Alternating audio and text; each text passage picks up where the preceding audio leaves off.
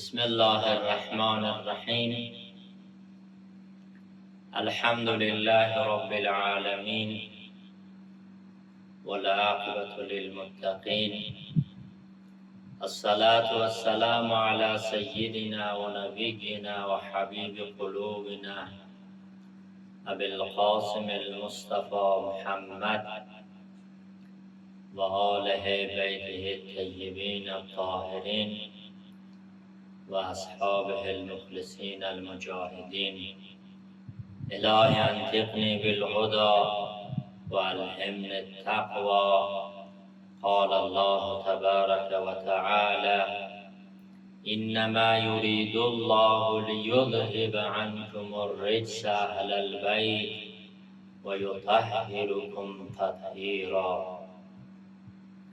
در آغاز ماه محرم را به همه مؤمنان و مسلمانان، پیروان و رهروان و دوستداران خاندان رسول گرامی اسلام صلی الله علیه و آله و سلم تسلیت عرض می‌کنیم.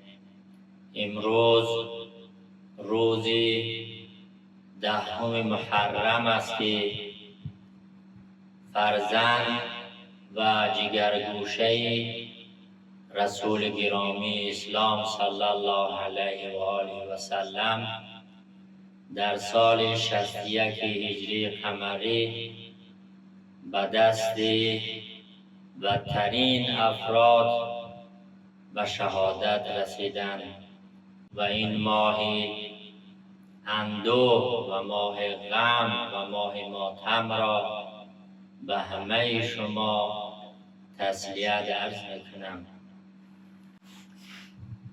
و همچنین خدا قوت برای کسانی که در احیای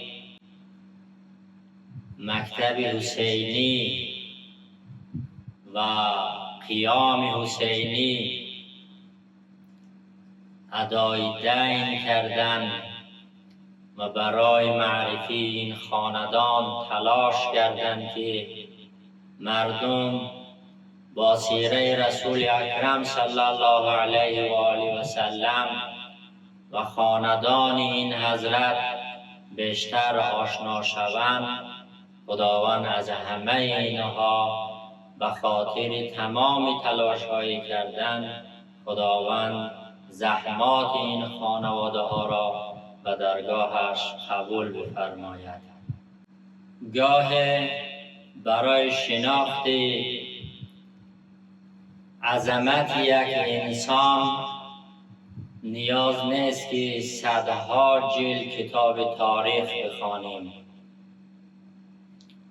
کافی است ببینیم رسول گرامی اسلام صلی الله علیه و آله و سلم درباره اون شخص چه فرموده است. اگر بخواهیم امام حسین علیه السلام را بشناسیم، بهترین راه و بهترین شیوه این است که به سخنان رسول گرامی اسلام صلی الله علیه و آله و سلم درباره این بزرگوار گوش بسپاریم. امروز 10 محرم میخواهیم حسین ابن علی علیه السلام را از نگاه پیامبر اکرم صلی الله علیه و آله و سلم بشناسیم. همان کسی که نام او قرنها دلهای مسلمانان را به خود جذب کرده و یاد او همچنان زنده است. اگر ما یک نگاه اجمالی به سخنان و سپارش های رسول اکرم صلی الله علیه و آله و سلم درباره این خاندان درباره این شخصیت بزرگ، درباره امام حسین علیه السلام بیاندازیم، می شود سخنان حضرت را در چند بخش عنوان بندی کرد و عنوان اول و بخش اول را می شود این طور مطرح کرد که حسن و حسین دو گل خوشبوی پیامبر اکرم صلی الله علیه و آله و سلم هستند. قال رسول الله صلی الله علیه و آله و سلم: ان الحسن والحسین هما ریحانتای من الدنیا. حسن و حسین دو گل خوشبوی من در این دنیا هستند. رسول گرامی اسلام صلی الله علیه و آله و سلم در مورد بسیاری از افراد سخن گفتند، اما درباره حسن و حسین فرمودند این دو گل خوشبوی من در دنیا هستند. امروز در جامعه همه خانواده ها در خانه خود، در منزل خود، در حیات خود، در باغچه خود گل دارند و یا گل کاشتند و از دیدن این گل شاداب میشوند، لذت میبرند و از بو کشیدن او و استشمام عطر اون گلها راحت میکنند، شاداب میشوند و با دیدن آن گلها آرامیش پیدا میکنند. و همین سبب است که رسول گرامی اسلام صلی الله علیه و آله و سلم این دو بزرگوار را دو گل خوشبوی خود در این دنیا معرفی میکنند و این فقط به خاطر این مسائل عائلوی و خانوادگی نیست، بلکه جایگاه ویژه این بزرگواران را برای امت اسلام در دنیا می‌خواهد معرفی کند. این دو نوه خود را تنها به عنوان فرزند یا نبیره معرفی نمی کند، بلکه آنان را به عنوان گل خوشبوی تشبیه می کند که انسان از عطر آن آرامیش می گیرد. همان گونه که گل فضای خانه را زیبا می کند، وجود حسن و حسین نیز زندگی رسول اکرم صلی الله علیه و آله و سلم را سرشار از محبت و آرامیش کرده بود.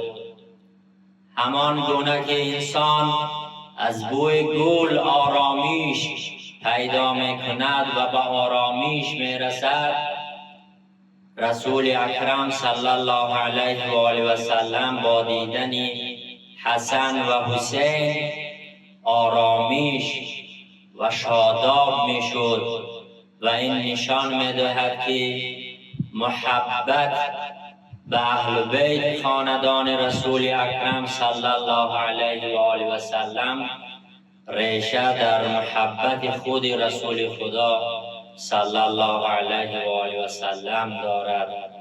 اما عنوان دیگر و بخش دیگری را که می شود در نظر گرفت این است که رسول گرامی اسلام حسن و حسین را دو سرور جوانان اهل بهشت معرفی می کنند. امام ترمذی در کتاب مناقب و فضائل حسن و حسین این حدیث را نقل کردند که حضرت فرمود الحسن و الحسین سید شباب اهل الجنه. حسن و حسین سرور جوانان بهشت هستند. پیامبر اکرم صلی الله علیه و آله و سلم نفرمود حسن و حسین اهل بهشت هستند، بلکه فرمود حسن و حسین سرور جوانان اهل بهشت هستند. این تعبیر نشان می‌دهد که مقام بسیار والای آنان نزد خداوند متعال است. در فرهنگ عرب سید به معنای بزرگ، پیشوا و سرور است. بنابراین است که رسول گرامی اسلام صلی الله علیه و آله و سلم جایگاه ممتاز برای حسن و حسین برای امت اسلام بیان کردند. و این حدیث شریف به ما می آموزد که جوانی در نگاه اسلام و در دین اسلام فقط بازی کردن و خوشگذرانی کردن و وقت خود را با رفیقان ناباب گذراندن نیست و وقت خود را نباید با غفلت گذراند، بلکه می توان دوران جوانی را دوران رشد ایمان و تقوا، اخلاق و مسئولیت پذیری و خدمت به مردم در نظر گرفت.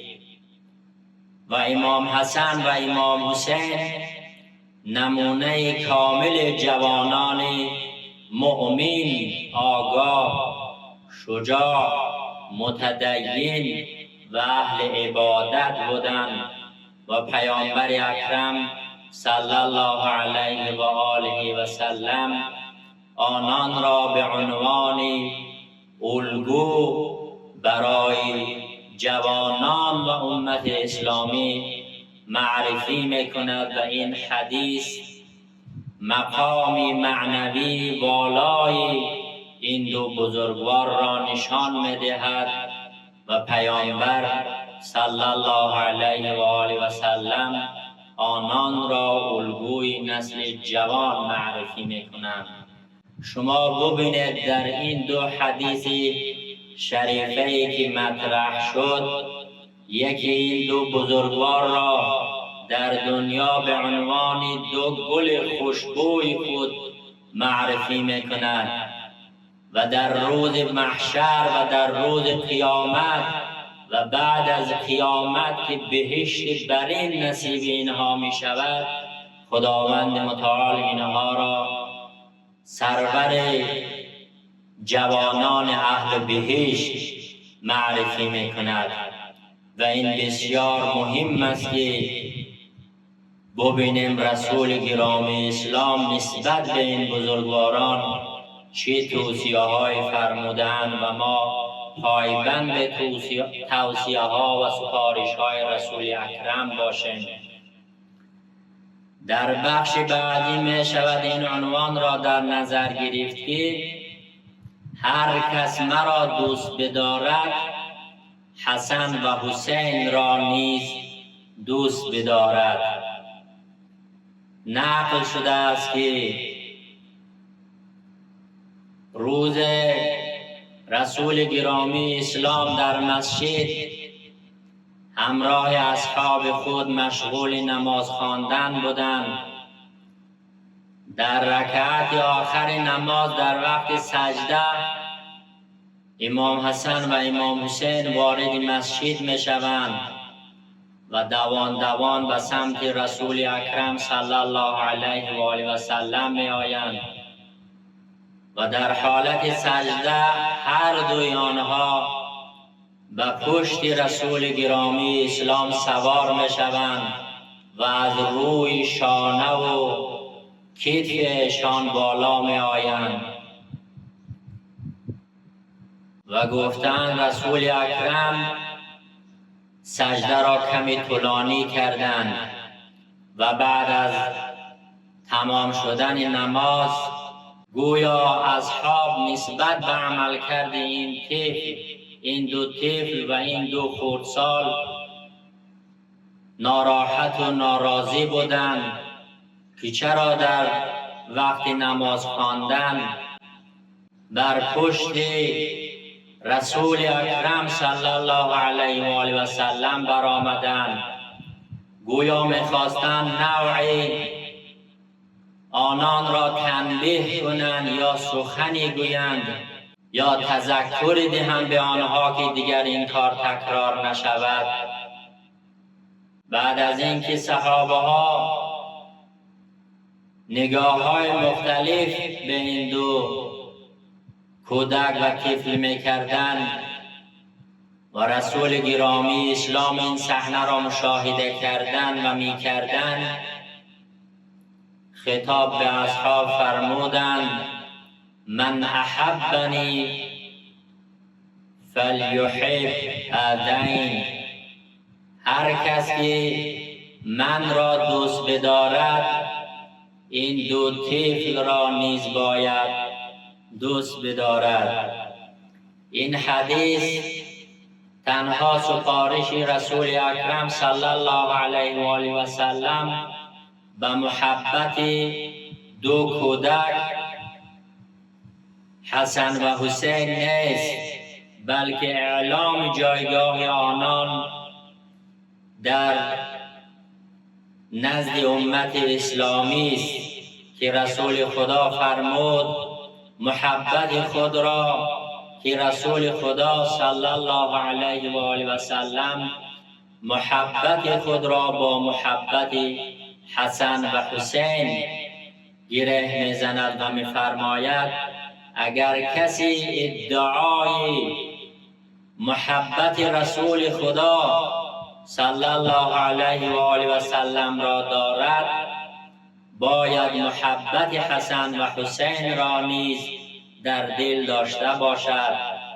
به همین سبب علمای اهل اسلام این حدیث را از مهمترین فضیلت‌های این بزرگواران بیان کردند و همچنین در جای دیگر رسول گرامی اسلام می‌فرماید من احب الحسن والحسین فقد احبنی و من اغبدهما فقد اغبدنی. هر کس حسن و حسین را دوست بدارد مرا دوست داشته است و هر کس که با آنان دشمنی ورزد دشمنی کند با من دشمنی کرده است.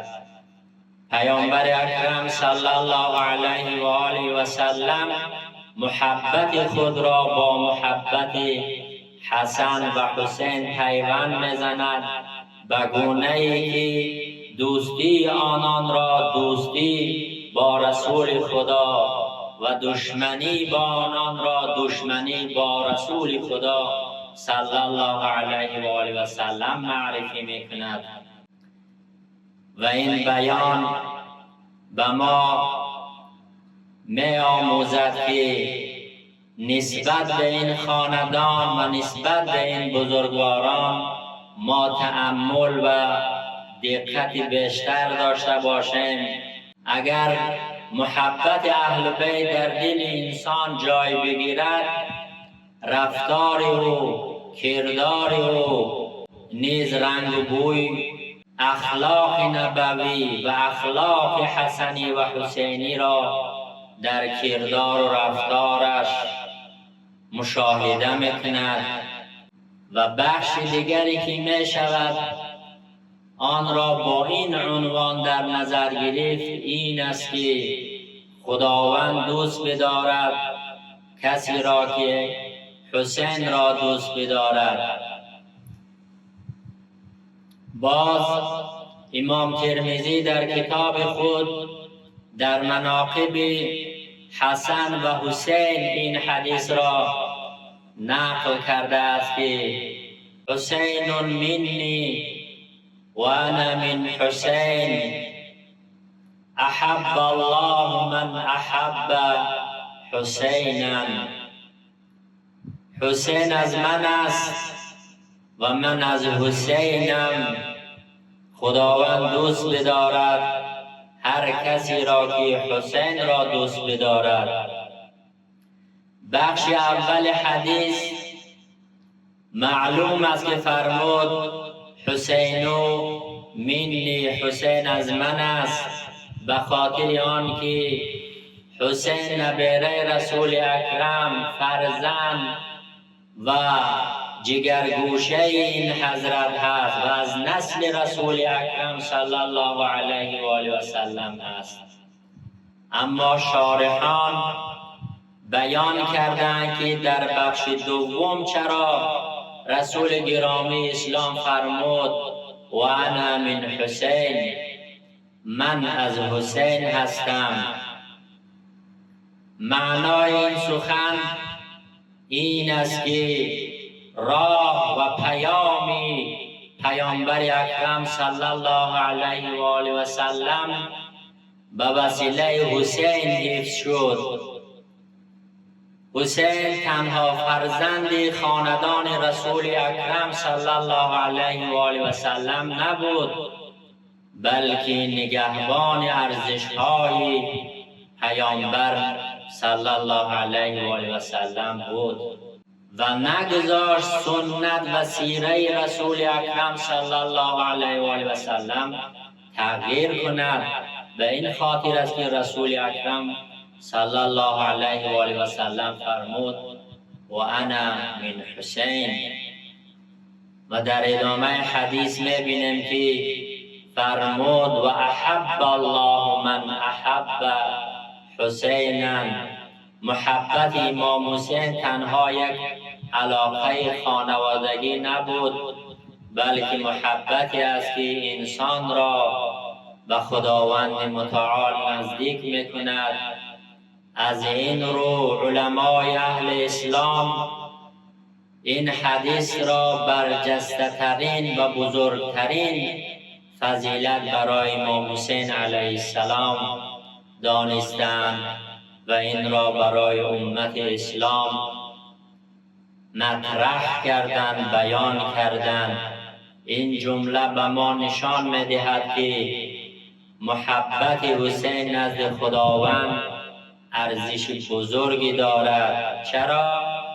زیرا حسین نماد ایمان، پاکی، شجاعت، وفاداری، راستگویی به حق است. وقتی که به این احادیث شریفی از زبان رسول اکرم صلی الله علیه و آله و سلم برای امت اسلام، برای معرفی این سروران اهل بهشت و خاندان خود مطرح می‌کند، بسیار جای تأمل دارد. رسول گرامی اسلام در اواخر عمر مبارک خود اصحاب را جمع کرد، برای آنان صحبت کرد، مسائل گوناگون را بیان کرد و در آخر صحبت‌های خود فرمود بیش از 20 سال است که من در کنار شما هستم، در خوشی‌ها و در سختی‌ها و در گرفتاری‌های شما در کنار شما من بودم، اما من از شما هیچ اجر و پاداشی نمیخواهم، فقط شما را توصیه و سفارش به خاندان خود و اهل بیت خود میکنم که خداوند متعال درباره این خاندان فرمود انما یرید الله لیذهب عنکم الرجس اهل البیت و یطهرکم تطهیرا. و پاکی به این خاندان خداوند متعال بشارت داده است و رسول اکرم فرمود لا اسألكم علیه اجرا الا مودة فی القربى. من هیچ اجر و پاداشی از شما نمیخواهم جز اینکه مراقب خاندان من اهل بیت من باشید و مراقب و مواظب این خاندان باشید. مبادا نسبت به این خاندان شما به اهمیتی کنید، به احترامی کنید.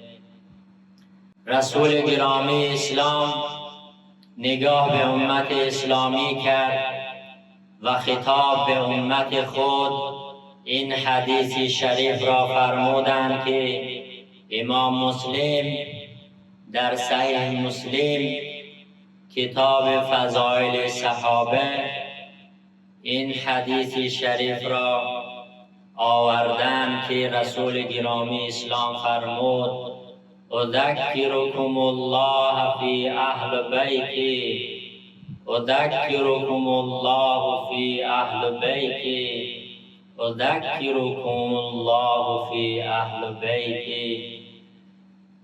شما را به خدا درباره اهل بیتم سفارش میکنم، شما را به خدا درباره اهل بیتم سفارش میکنم، شما را به خدا درباره اهل بیتم سفارش میکنم.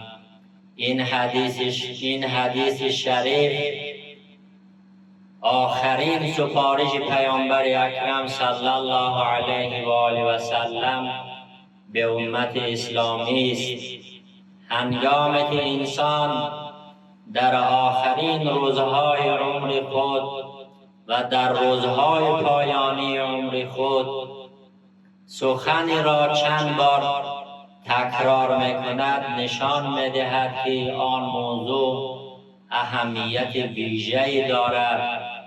پیامبر اکرم صلی الله علیه و آله و سلم 3 بار این جمله را تکرار کرد تا امت اسلامی بدانند که محبت و احترام اهل بیت تنها یک مسئله تاریخی یا عاطفی نیست، بلکه وصیت و سفارش مستقیم رسول اکرم صلی الله علیه و آله و سلم است.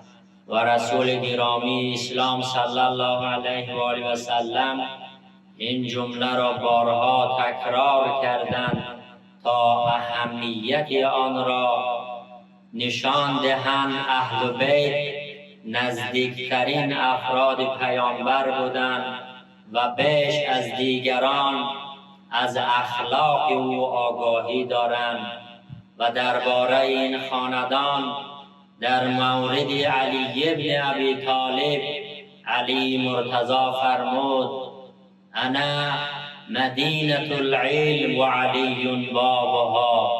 و در مورد فاطمه زهرا درود و سلام خداوند متعال بر او باد گفت سیدت النساء العالمین.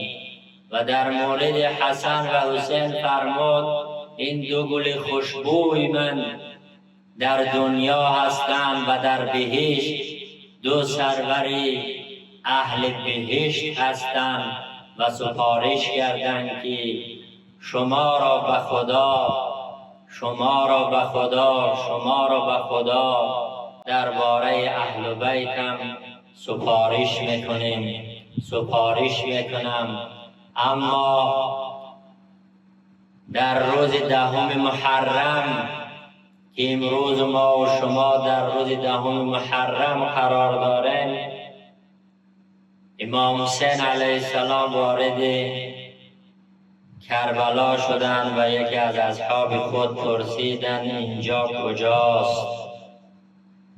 فرمود یا ابا عبدالله اینجا کربلاست. امام فرمود ان الله و انا الیه راجعون و دستور داد شتران را در این سرزمین بخوابونند و چادرها را برپا کنند و لشکریان یزید با فرماندهی عمر ابن سعد و بیش از 20,000 جنگجو در مقابل 72 نفر یاران حسین ابن علی علیه السلام قرار گرفتند و امام صحبت‌های زیادی با یاران خود، خاندان خود، اصحاب خود کردند که در صحبت‌های بعدی با آنها انشاءالله خواهیم پرداخت. اما در این روز 10 محرم اصحاب یکی یکی به میدان رفتند، شجاعانه مبارزه کردند، جنگیدند و به شهادت رسیدند. آخرین نفر خود امام بود که به مقابل این دشمنان قسم خورده و منحرف رفتند.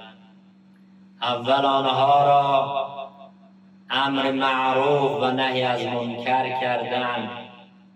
دید هیچ فایده ندارد و همه آنها طلب مبارزه با امام حسین علیه السلام را دارند. امام حسین وارد نبرد شد، شجاعانه جنگید، تعداد زیادی از آنان را به جهنم فرستاد و برای رفع تشنگی و خستگی آمد در گوشه نشست. نقل کردن ناگهان یک نانجیب با سنگ در فرق امام کوبید. امام بر زمین افتاد. لشکریان همه حمله کردند، امام را دور زدند، محاصره کردند. یکی با سنگ میزد، یکی با چوب میزد، یکی با شمشیر میزد، یکی با نیزه میزد. این زمان بود شمر ملعون وارد صحنه شد و شمر جالسون علی صدر الحسین. بر سر سینه مبارک امام نشست. امام فرمود شمر میدانی بر چه سینه نشسته ای؟ شمر گفت بله میدانم، بر سینه شخص بزرگی نشستم. او میکشید و من میکشیدم، او میدوید و من میدویدم. او میکشید و من میکشیدم، او میدوید و من میدویدم. اگر کشتم چرا آبد ندادم؟ اگر کشتم چرا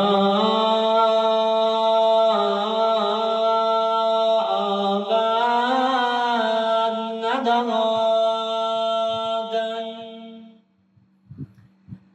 چرا زان دوری نایابد ندادم؟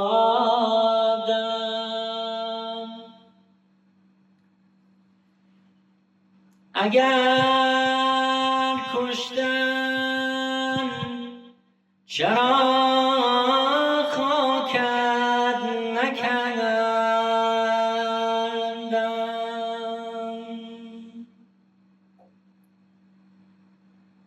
اگر کشتن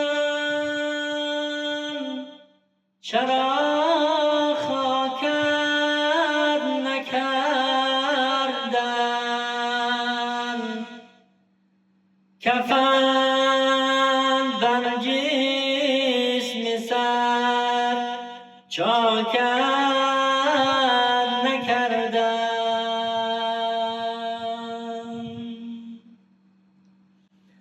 اگر کشتن چرا آبد ندادن، اگر کشتن چرا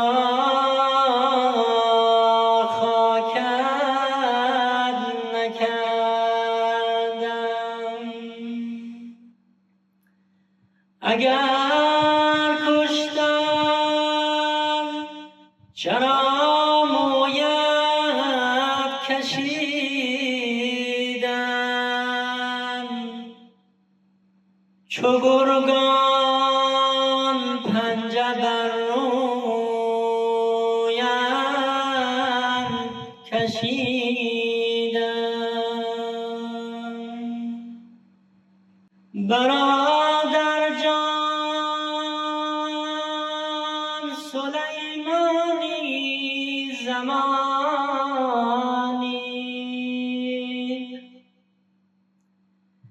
چرا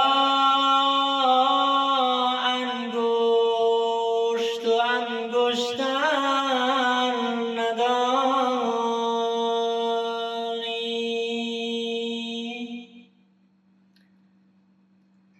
چرا بر تن سر نداری،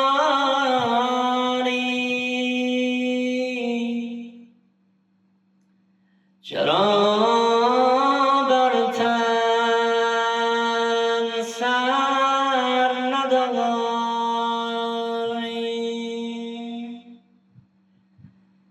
بمیرم من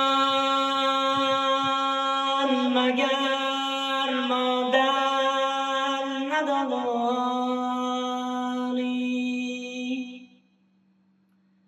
خودم دیدم حسین را سر بریدن، خودم دیدم حسین را سر بریدن، خودم دیدم در خونش کشیدن،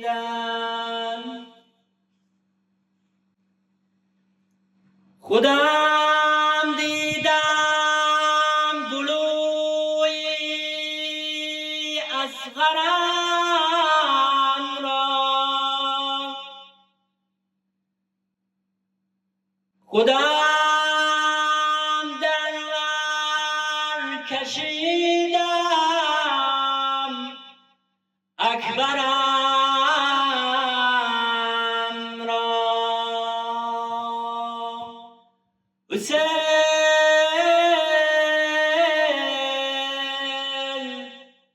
وای حسین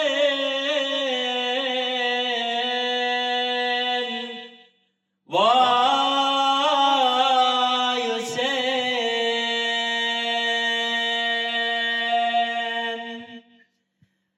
بنی اسد بیایید،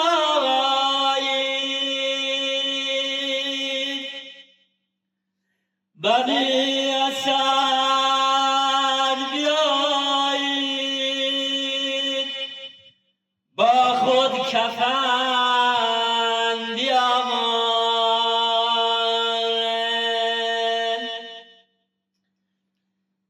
بنی اسد بیاید، با خود کفن بیاورید. مگر خبر ندارد حسین کفن ندارد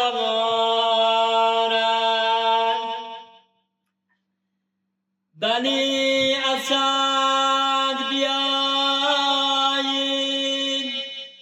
با خود کفن بیاورید مگر خبر ندارید حسین کفن ندارد گل و لاله بیارید سری مزارش گذارد مگر خبر ندارد حسین مادر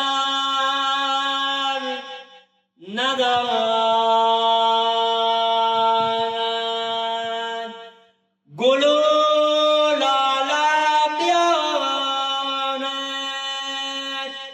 سری مزارش گذارد مگر خبر ندارد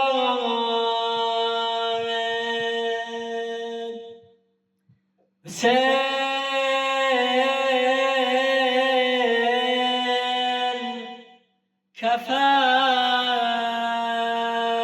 کفن ندارد